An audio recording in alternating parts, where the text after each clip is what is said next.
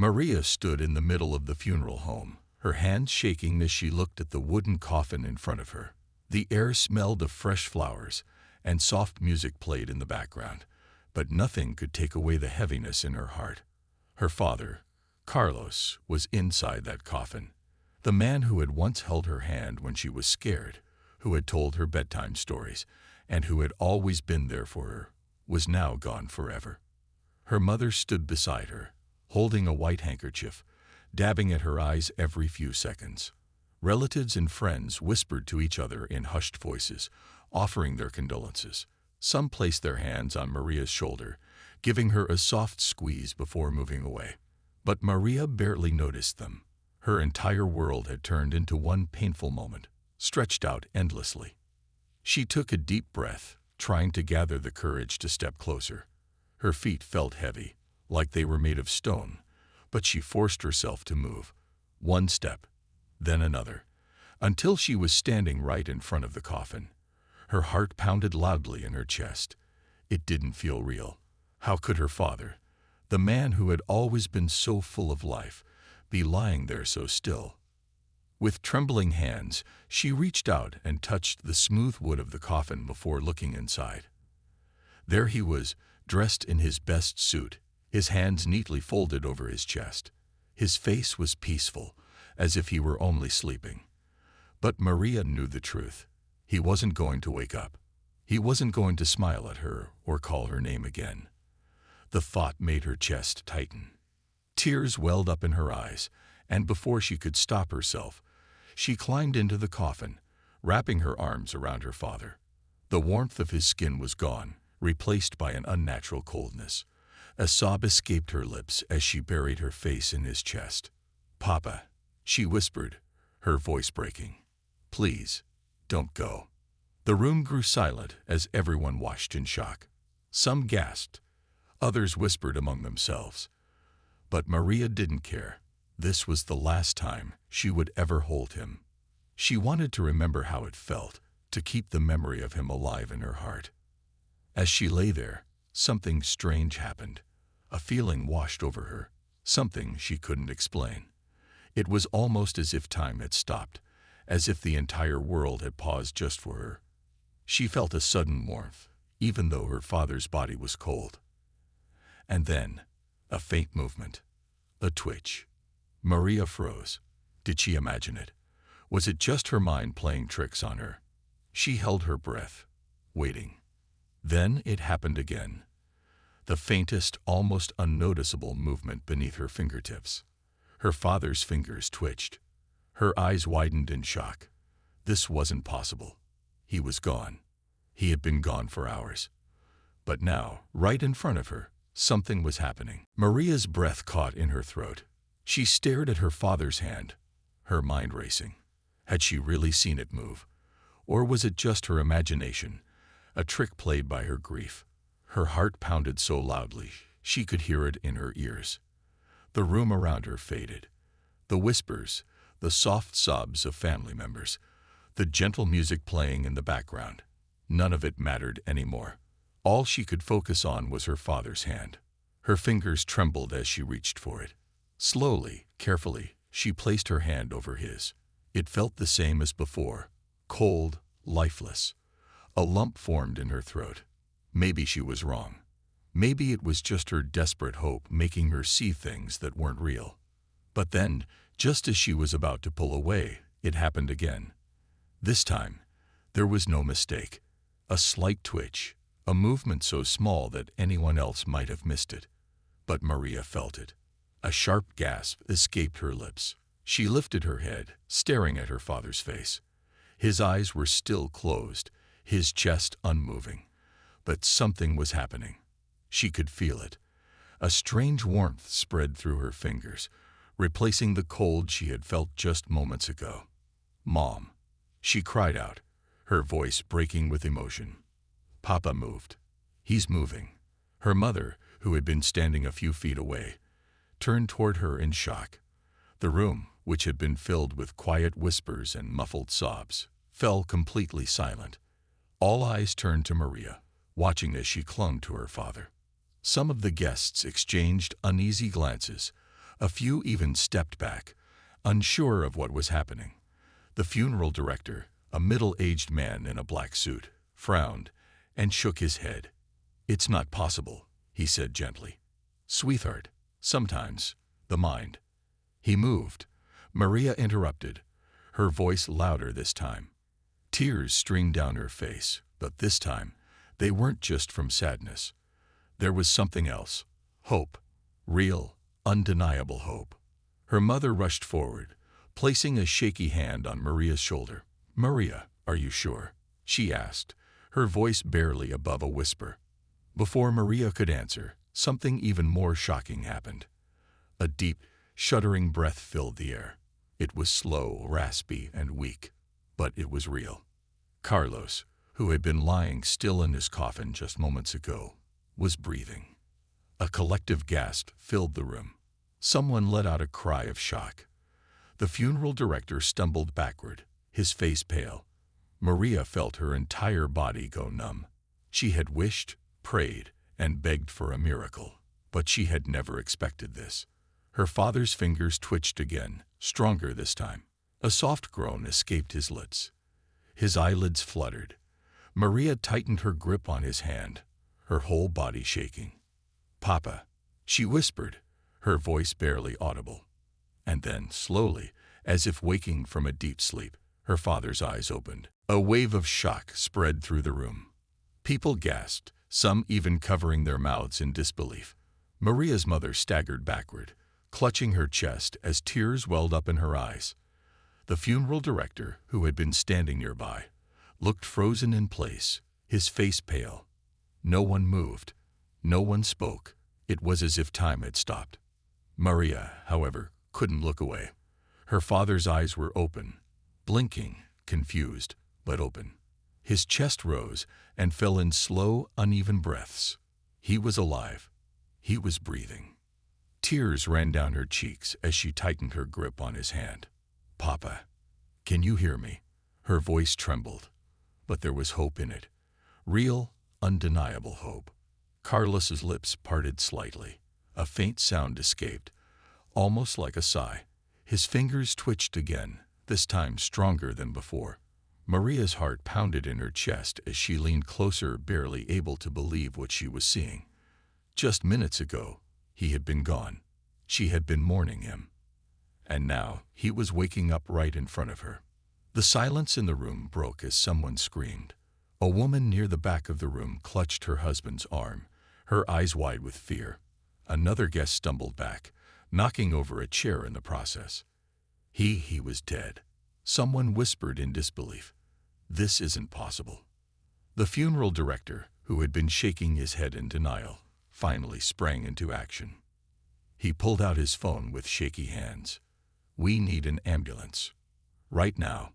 His voice, once calm and professional, was now filled with urgency. Maria's mother dropped to her knees beside the coffin, her hands trembling as she touched her husband's face. "Carlos," she sobbed, her voice breaking. "Oh my God, you're alive." Carlos's eyes flickered toward her, but they were heavy, tired. He was trying to speak, but no words came out. His breaths were slow, uneven, as if every breath took great effort. Maria refused to let go of his hand. "Hold on, Papa," she whispered, her voice filled with determination. "Help is coming. Just hold on." Within minutes, the sound of sirens filled the air. Paramedics rushed into the funeral home, their faces filled with confusion as they saw what was happening. They had been called to a funeral, yet now they were attending to a man who was very much alive. One of the paramedics, a young woman with short brown hair, leaned over Carlos and quickly checked his pulse. Her eyes widened. "He has a heartbeat," she confirmed, looking at her partner in shock. "It's weak, but it's there." The paramedics wasted no time. They carefully lifted Carlos from the coffin and placed him onto a stretcher. Maria held onto his hand until the very last second before they wheeled him away. As the doors of the ambulance closed, Maria turned to her mother, who was still crying. "He's alive, Mama," she whispered, her voice filled with wonder.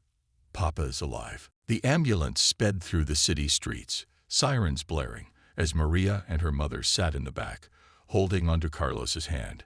Maria's heart was still racing. She couldn't believe what had just happened.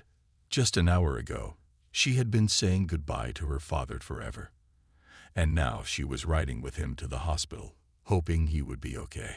Carlos lay on the stretcher, his breathing shallow but steady. His eyes remained half open, blinking slowly as if he were trying to wake up from a deep sleep.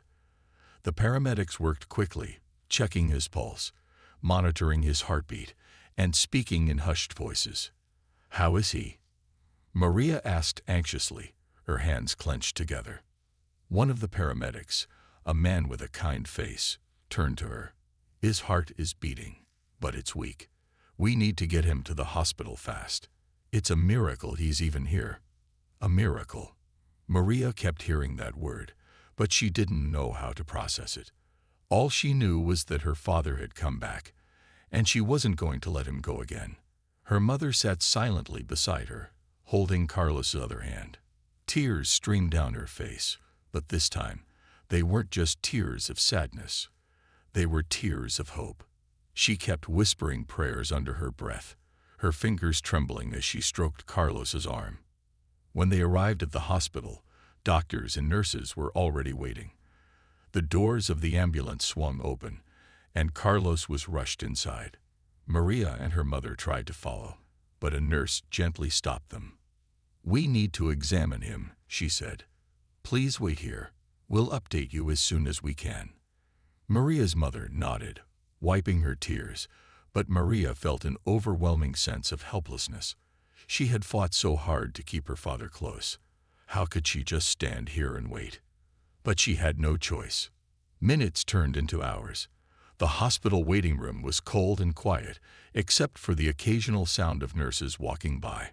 Maria sat next to her mother, staring at the floor, lost in thought. "What if he doesn't wake up completely?" she whispered, voicing her biggest fear. Her mother took a deep breath. "He came back once. We have to believe he will come back to us fully." Just then, a doctor approached them. He was an older man with gray hair and a kind smile. Maria and her mother immediately stood up, their hearts pounding. "He's stable," the doctor said, and Maria felt like she could finally breathe again. "We don't fully understand how this happened, but your husband is alive. His heart restarted on its own. This is very rare, something we call Lazarus syndrome." Maria exchanged a look with her mother. Lazarus syndrome. It sounded like something out of a story. "Can we see him?" Maria asked eagerly. The doctor nodded. "He's weak, but yes. Go to him." Maria didn't waste another second. She grabbed her mother's hand, and together, they rushed to be with the man they had almost lost forever. Maria and her mother hurried down the hospital hallway, their hearts pounding with both fear and hope. The bright lights overhead flickered slightly, and the sound of beeping machines filled the air. Nurses moved quickly from one room to another, but for Maria, the world around her didn't matter. The only thing she cared about was seeing her father. As they reached the room, Maria hesitated for a moment. What if he wasn't fully awake? What if something went wrong? She shook her head, pushing away the negative thoughts. No, her father had already come back from the impossible. He was alive when no one expected him to be. That meant there was still hope. Her mother placed a hand on her shoulder, giving her a small nod. Together, they stepped inside. Carlos lay in the hospital bed, his body still weak, but his eyes, those familiar, warm eyes, were open. The moment he saw them, a faint, tired smile appeared on his lips. Maria gasped, tears filling her eyes. "Papa." She rushed to his side, grabbing his hand gently, afraid to hurt him. "You're awake."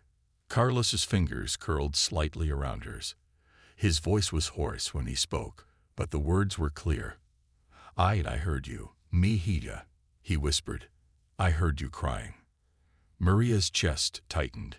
"You heard me." Carlos blinked slowly, his breathing still weak. "I don't know how to explain it," he said. "I was somewhere else. It was peaceful, quiet. But then, I heard you. I felt your arms around me, your tears on my skin. His voice trembled as he continued. I couldn't leave you. I had to come back. Maria's mother covered her mouth, her eyes brimming with tears. She sat beside him, taking his other hand in hers. Carlos, she whispered, her voice filled with love and relief. Carlos gave her a tired but soft look. I'm sorry, he said. I didn't want to leave you both. Maria shook her head. You didn't leave us, Papa. You fought your way back. The doctor entered the room then, smiling warmly. You are a very lucky man, Mr. Ramirez, he said. Most people in your condition don't come back. But your heart restarted on its own. It's something we rarely see. Carlos nodded slightly. I think it wasn't just luck, he murmured, his gaze turning to Maria. I think love is stronger than anything, even death. Maria felt fresh tears slip down her cheeks, but this time they weren't from sadness. They were from pure gratitude. She squeezed his hand tighter, never wanting to let go again. Her father was here. He was alive. And that was all that mattered. The days passed slowly in the hospital, but every moment felt precious to Maria and her mother. Carlos was weak, but he was alive, and that was nothing short of a miracle. The doctors ran several tests, trying to understand how he had come back after being declared dead. They called it Lazarus syndrome, a rare medical phenomenon where a person's heart starts beating again on its own after stopping. But to Maria, it wasn't just science. It was something deeper, something beyond what doctors could explain. Her father had heard her cries. He had felt her embrace, and somehow, against all odds, he had returned. One morning, as sunlight streamed through the hospital window, Maria sat beside her father's bed, peeling an orange. It was something she used to do for him when she was little, and now it felt like a small way to care for him again.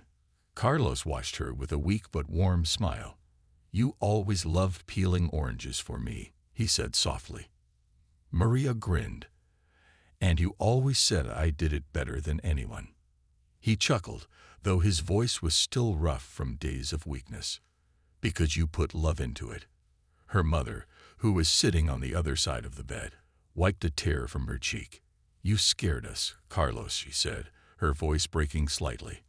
I thought we had lost you forever. Carlos reached for her hand, his grip still gentle but stronger than before. I thought I was gone too, he admitted. I remember feeling light, like I was floating. There was no pain, no sadness, just peace. His gaze turned to Maria. But then I heard you. I felt your arms around me. It was like being pulled back. Maria swallowed hard, her chest tightening. I didn't want to let you go, Papa. Carlos nodded. And you didn't. I think your love, your voice, it was stronger than anything, even death. Tears welled in Maria's eyes, but she blinked them away, smiling. You have to get better now. We've been given a second chance, and I won't waste it. Carlos squeezed her hand. Neither will I. The doctor came in then, smiling as he checked Carlos' chart. You're recovering well, Mr. Ramirez. Your strength is returning faster than we expected. He looked at Maria and her mother. I think your family's love is helping just as much as medicine. Carlos smiled. Love is the greatest medicine. Maria laughed softly, feeling warmth fill her heart. She had always loved her father, but now, after almost losing him, she realized just how much every moment with him mattered. As the days passed, Carlos grew stronger, and Maria made a silent promise to herself. She would cherish every single day with her father, never taking even a second for granted again. Carlos continued to recover, and each day felt like a new gift for Maria and her family. He was still weak, but his spirit was strong. His laughter filled the hospital room, his voice growing steadier, his hands regaining their strength. Every little improvement was a reason to celebrate. One afternoon, Maria sat by his bed, helping him eat his lunch. Papa, Do you know how many people were shocked when you woke up? She asked, grinning. Some of them ran out of the room, thinking it was a ghost story. Carlos chuckled, shaking his head. I wish I could have seen their faces, he said playfully. I must have given the funeral director a heart attack. Maria laughed, but then she grew serious. Papa, do you remember everything? The time when you were gone? Carlos took a deep breath, his expression thoughtful. It's hard to explain, Mejia. I don't remember pain. I don't remember fear. It was like floating in a warm, peaceful place. But when I heard your voice, it was like a strong pull, like a force calling me back. He looked into her eyes. I couldn't leave you. Tears welled up in Maria's eyes, but they weren't tears of sadness. They were tears of gratitude. She reached for his hand, holding it tightly. I'm so glad you didn't. Her mother, who had been listening quietly, smiled through her tears. God gave us a second chance, Carlos, and I won't waste a single day. Carlos nodded. Neither will I. From now on, every single moment is precious. A few days later, the doctor finally gave them the news they had been waiting for. Carlos was well enough to go home. The excitement in the room was overwhelming. Maria and her mother packed his things, unable to stop smiling. As they wheeled him out of the hospital, nurses and doctors waved at them, many still amazed at his survival. The funeral home had already canceled all arrangements, and instead of mourning, the family was preparing for something far more beautiful, a celebration of life. When they arrived home, Carlos stepped inside with slow but steady steps. He paused at the doorway, looking around as if seeing everything for the first time. He inhaled deeply, taking in the familiar scent of home. Maria watched him, her heart full. Welcome home, Papa. Carlos turned to her, his eyes filled with warmth. It's good to be home. That night, the family sat together, eating dinner like they always had before. But this time, everything felt different. The food tasted richer, the laughter sounded louder, and the love in the room was stronger than ever. Maria knew that life would never be the same again.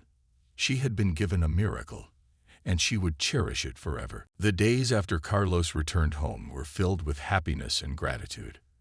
Every morning felt like a new beginning, and every small moment was something to be cherished. Maria and her mother took extra care of him, making sure he ate well, rested enough, and slowly regained his strength. Carlos, however, was not just recovering physically. He was changing in other ways too. He appreciated everything more. He would sit outside in the early mornings, enjoying the sunrise as if he were seeing it for the first time. He would listen carefully to the birds singing, smile at the gentle breeze, and close his eyes to feel the warmth of the sun on his skin. One evening, Maria found him sitting in the garden, looking up at the sky. She sat beside him, curious. Papa, what are you thinking about? Carlos turned to her with a soft smile. About how lucky I am, he said. I was given a second chance, Maria. Not everyone gets that. Maria nodded, understanding exactly what he meant. It still feels like a dream sometimes, she admitted. One moment, we thought we had lost you, and the next, you were back. Carlos reached for her hand and held it gently. I think love brought me back, he said. Your love, your mother's love. It was stronger than anything else. Tears filled Maria's eyes, but she smiled through them. I'm just happy you're here, Papa. Carlos sighed, looking at the stars above. I don't want to waste a single moment of this life. From now on, I want to live fully, love deeply, and never take a single day for granted. Maria's heart swelled with emotion. Me too, Papa. The days turned into weeks, and soon Carlos was back to his normal self. He started helping around the house again, telling jokes and sharing stories at the dinner table. But there was something different about him. He was happier, more at peace. He no longer stressed about small problems, no longer worried about things that didn't truly matter. One afternoon, Maria found him in the kitchen, helping her mother cook. He was humming a song, stirring a pot of soup, while her mother laughed at something he said. The sight warmed Maria's heart. She walked over and hugged him from behind. "I love you, Papa." Carlos chuckled, turning to hug her back. "I love you too, Mejia." At that moment, Maria realized something important. Life had given them a second chance, not just to be together, but to truly live. And she promised herself that she would never take a single moment for granted again. Their family had been through something extraordinary, something no one could fully explain. But in the end, it wasn't just a story about a miracle. It was a story about love. And love, Maria knew, was the most powerful force of all.